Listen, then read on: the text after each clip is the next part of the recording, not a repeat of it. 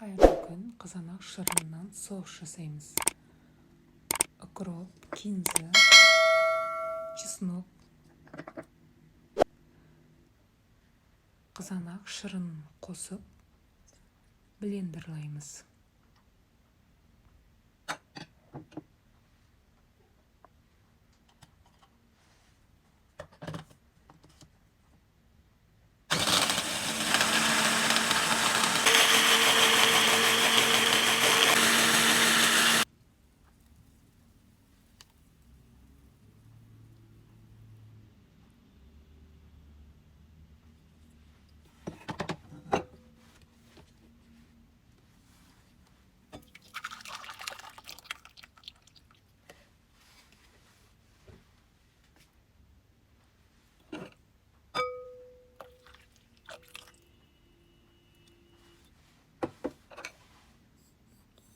Tuz,